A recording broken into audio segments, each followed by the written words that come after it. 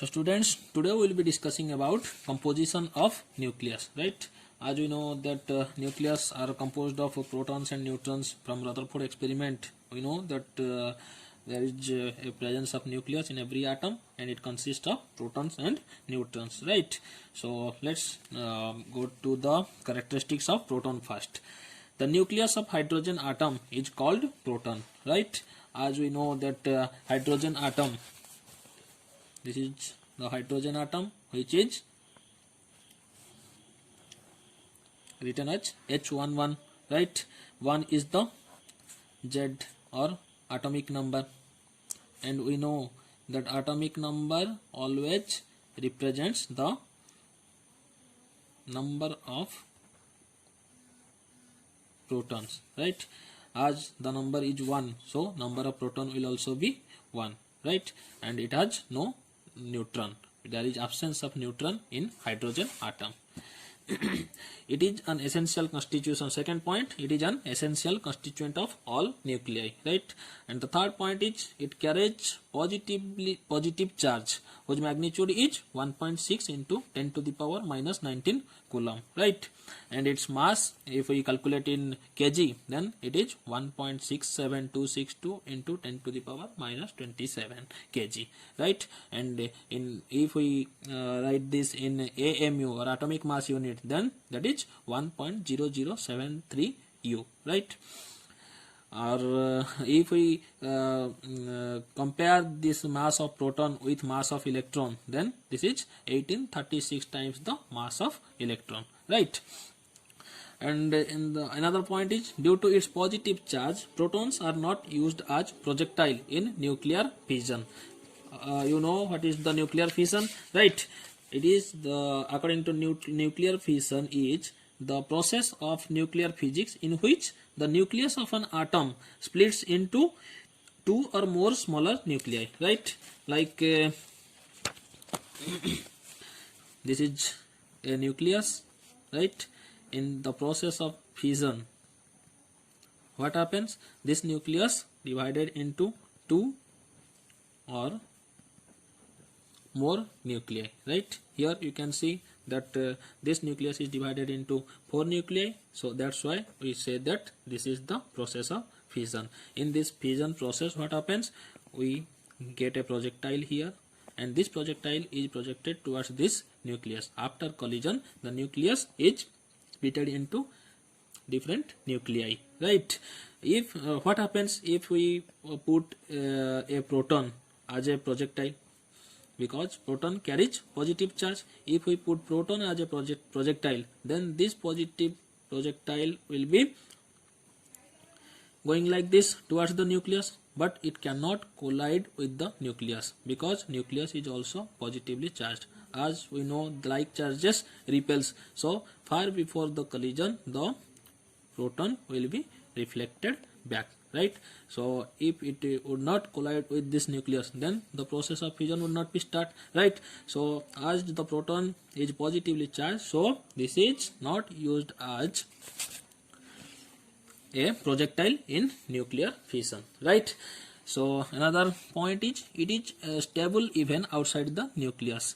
Proton is stable inside the nucleus as well as outside the nucleus. Its quark content is UUD, right? So what is this quark content? So first of all, to understand this, you have a detailed understanding about quarks, right? तो ये quark क्या है? Before particle accelerator,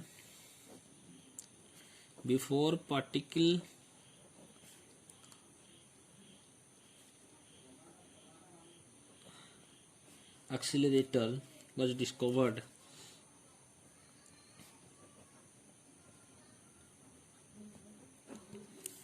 it was believed that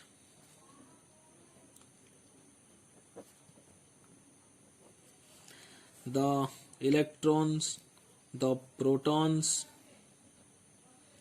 and the neutrons are the fundamental particles. You know what is the fundamental particles? That means these particles cannot be broken up to anything smaller, right? The electrons, the protons and the neutrons are generally believed as fundamental particles, because it was believed that we cannot further divide electron into smaller particle as well as proton into smaller particle. Like that, neutron also cannot be divided into further smaller particles. But what happened after the discovery of particle accelerator? After the discovery of particle accelerator,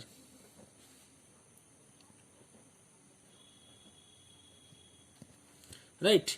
After the discovery of particle accelerator, it was found that only electrons are the fundamental particles.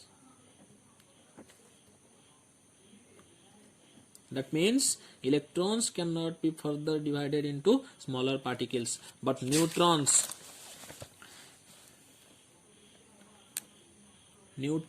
and protons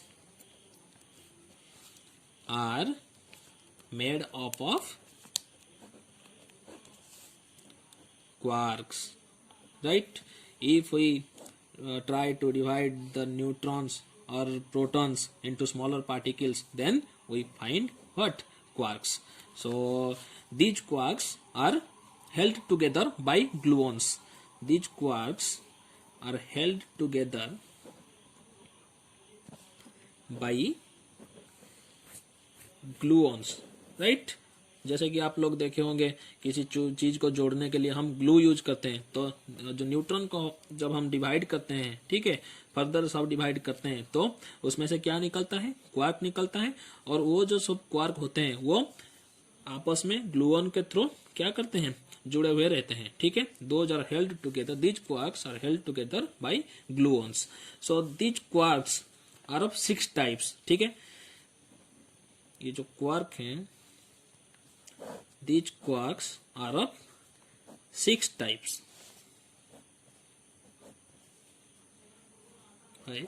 6. The types are called what? Flavors. जैसे कि ice cream में flavour होता है, तो ये जो types होते हैं उनको क्या बोला जाता है? फ्लेवर्स, ठीक है। तो first flavour was up, second flavour is down, third flavor is strange, fourth flavor is charm, fifth flavor is top, and sixth flavor is bottom, right? तो up को हम डिनोट कैसे करते हैं? U, एंड डाउन को हम denote करते हैं कैसे? D से, ठीक। तो अभी हम चलते हैं जहां पर पढ़ रहे थे।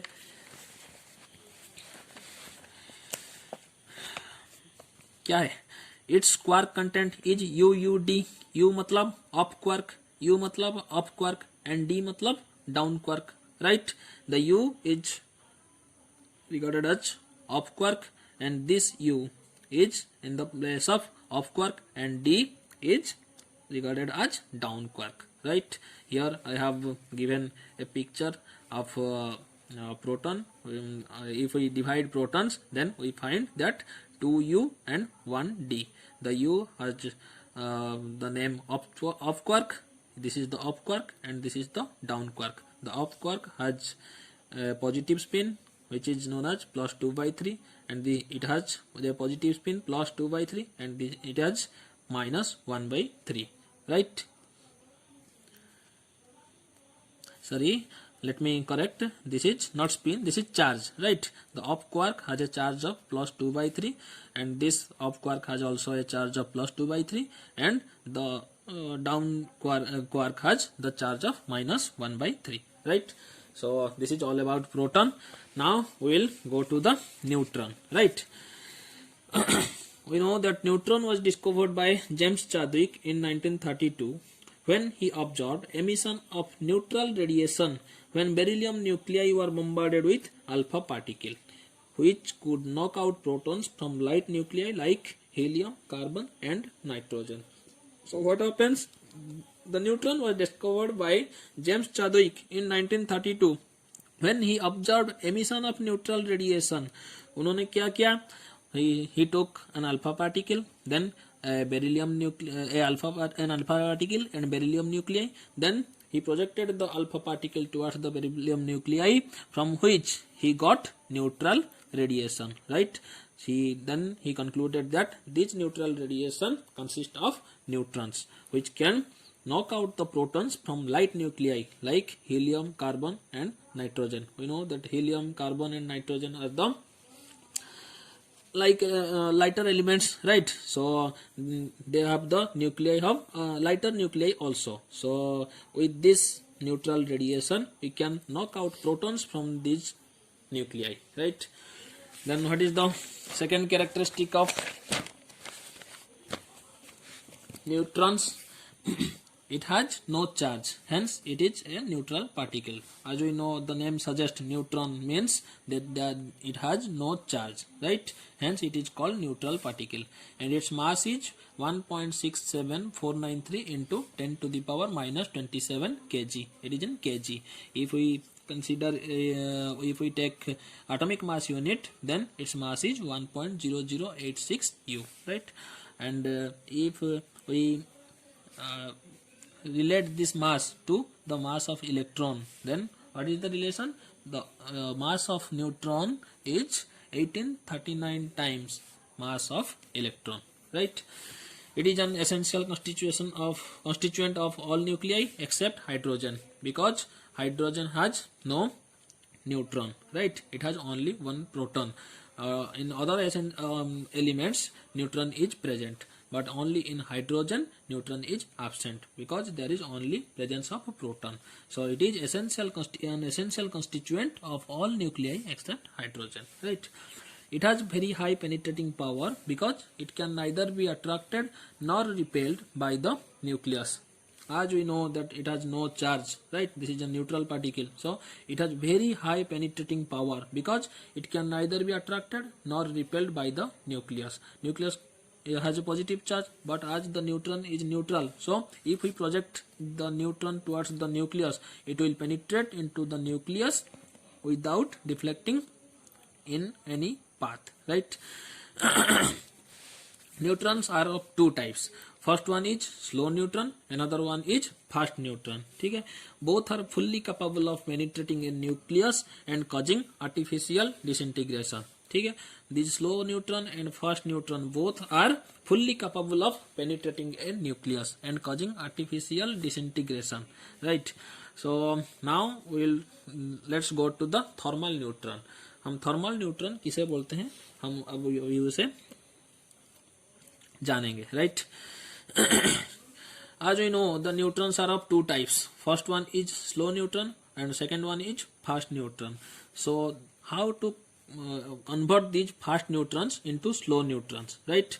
Slow neutrons तो एक होते हैं टाइप, दूसरा होते हैं फास्ट न्यूट्रॉन. लेकिन हम फास्ट न्यूट्रॉन से अभी कैसे थर्मल न्यूट्रॉन निकालते हैं उसे हम देखते हैं. Fast neutrons can be converted into slow neutrons by certain materials called moderators. Moderators, which are example of moderators, are heavy water, paraffin wax, graphite, etc. So when fast moving neutrons pass through a moderator, they collide with the molecules of the moderator. As a result of this, the energy of moving neutrons decreases while that of the molecules of the moderators increases. Right? What happens? See,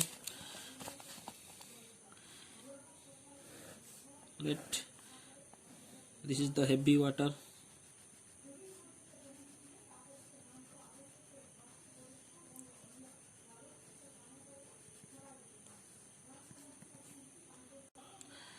This is the heavy water we have taken in a container, right?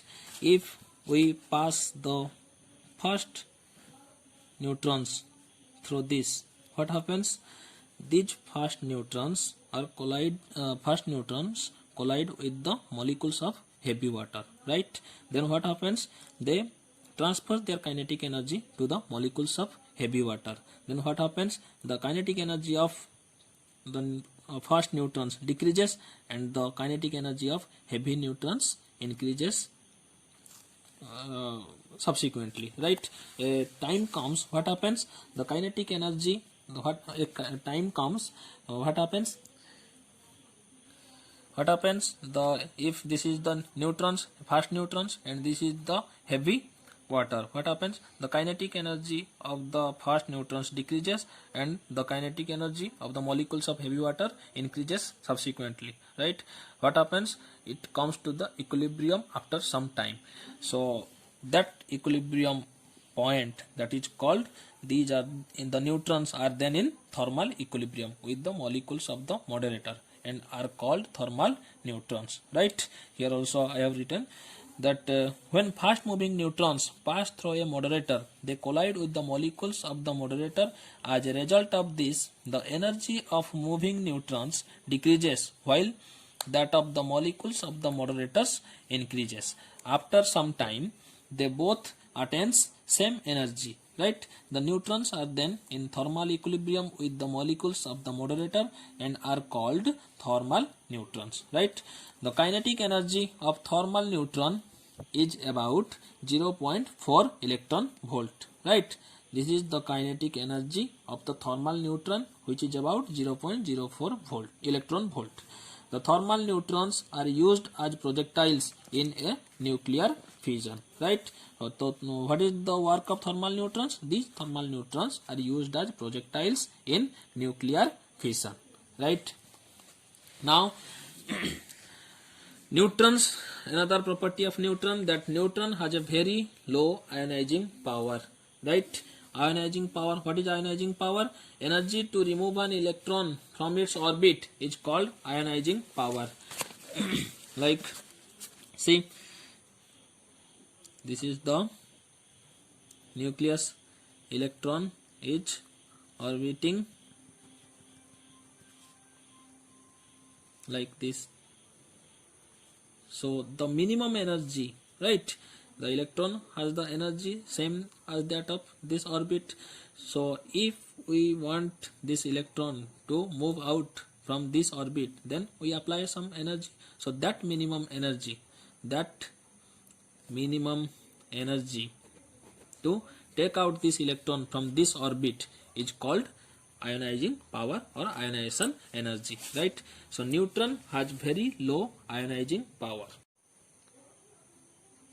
So what happens when a free neutron, which is outside of the nucleus, free neutron matlab outside of the nucleus, is unstable and decays into a proton, an electron and an anti-neutrino, right? So neutron is written like this, N01, proton is written like this, H11, and electron is written like this, E0 minus 1, and anti-neutrino, nu bar, right? This is proton, this is electron, and this is anti-neutrino. When the free neutron is decays, or the free neutron decays, then it gives rise to proton, electron, and anti-neutrino, right? There is some more information. The half-life of a free neutron is about 12 minutes and the mean life is about 1000 seconds, right? The neutrons inside the nucleus is stable. The neutron inside the nucleus is stable. If the neutron is outside, then it is unstable and it decays into what? Proton, electron and anti-neutrino. But if the neutron is inside the nucleus, then it is stable, right? The quark content of neutron is UDD, up quark, down quark and down quark. 2 down quarks are there and 1 up quark is there, right? So as you have already understood what is the quark, so what is up quark? Up quark has the charge of plus 2 by 3, down quark has charge of minus 1 by 3, and there is another down quark which has the charge of minus 1 by 3, right? So now let's go to the presentation of the composition of nucleus, right? How to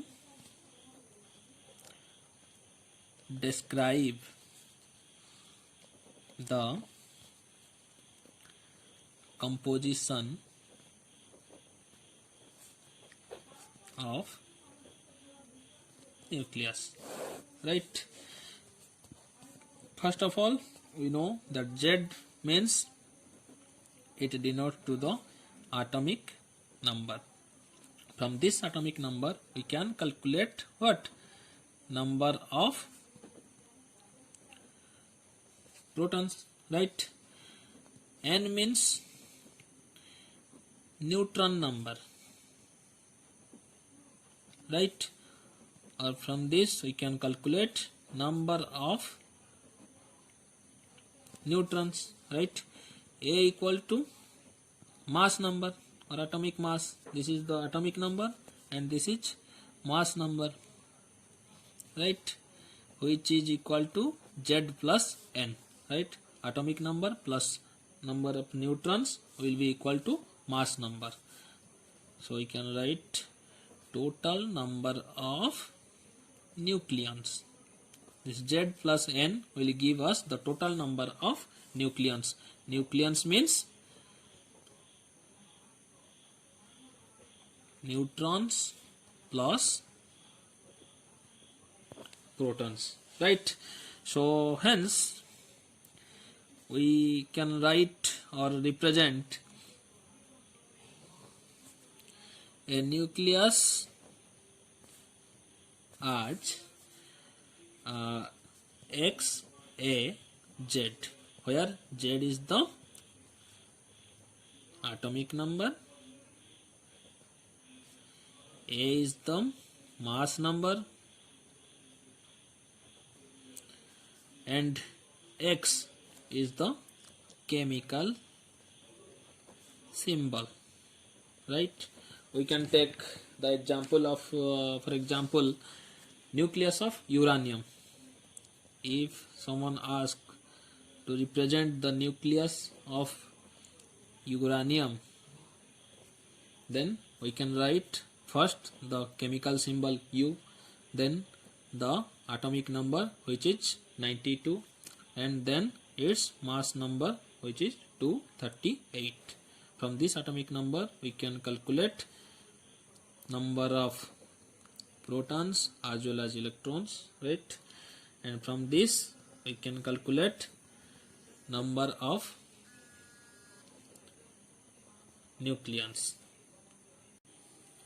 So if we have to find, we have already found that number of protons is according to the atomic number and number of nucleons will be equal to the mass number. Then what will be the number of neutrons? This will be equal to, if number of neutrons denoted as N, then this will be equal to A minus Z, atomic mass number by A minus atomic number. So mass number is 238, atomic number is 92, it gives rise to 146. This is our answer, number of neutrons, right?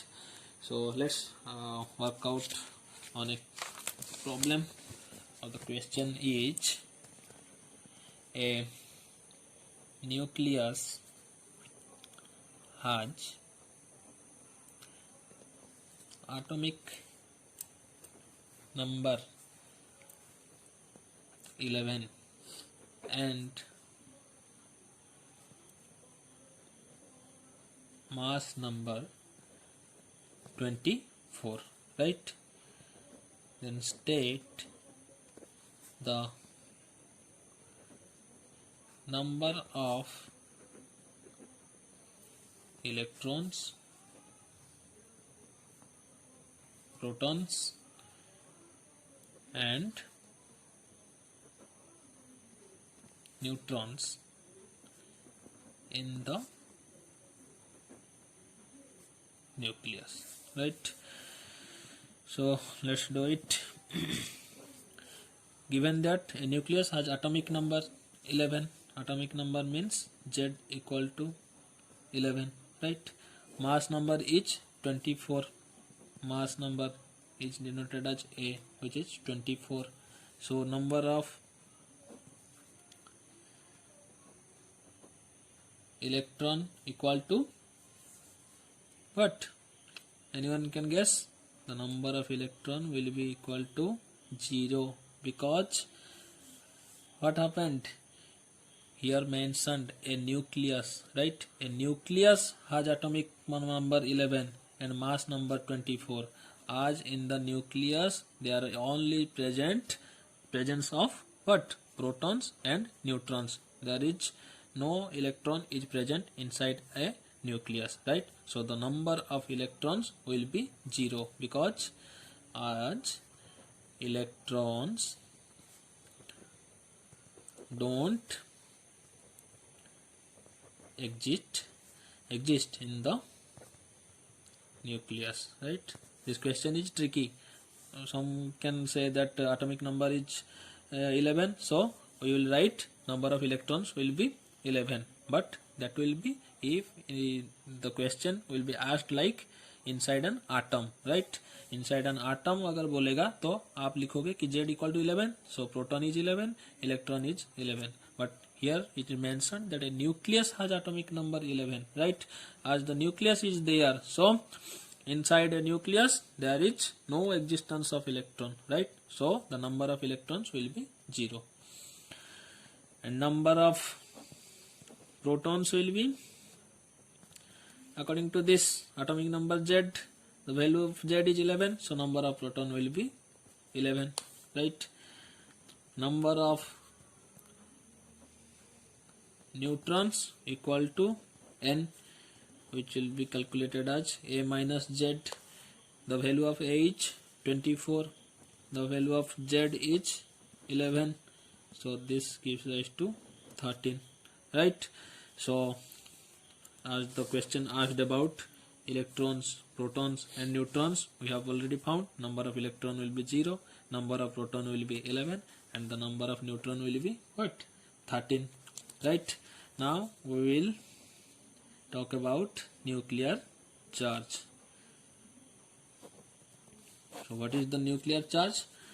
The total charge of the nucleus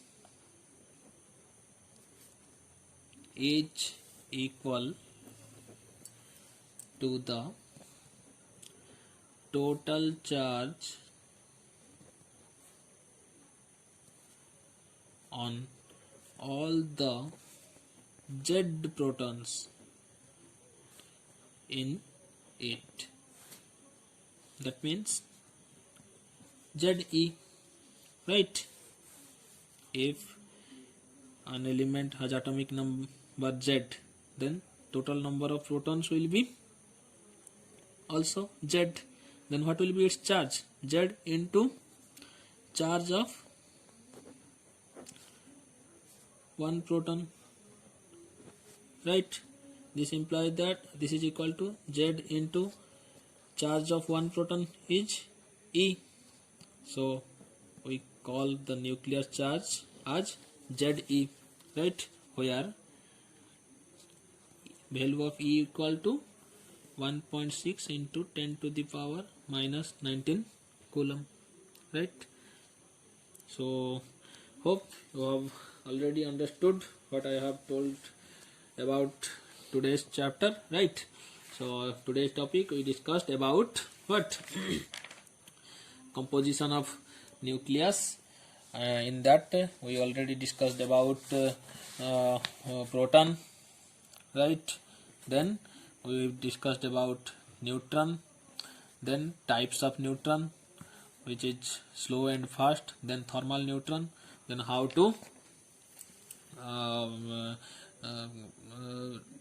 describe the composition of nucleus. Then we have done some mathematical calculations also, right? And we have also learned about nuclear charge. So that's all for today, students. Hope you will enjoy this video. Take care.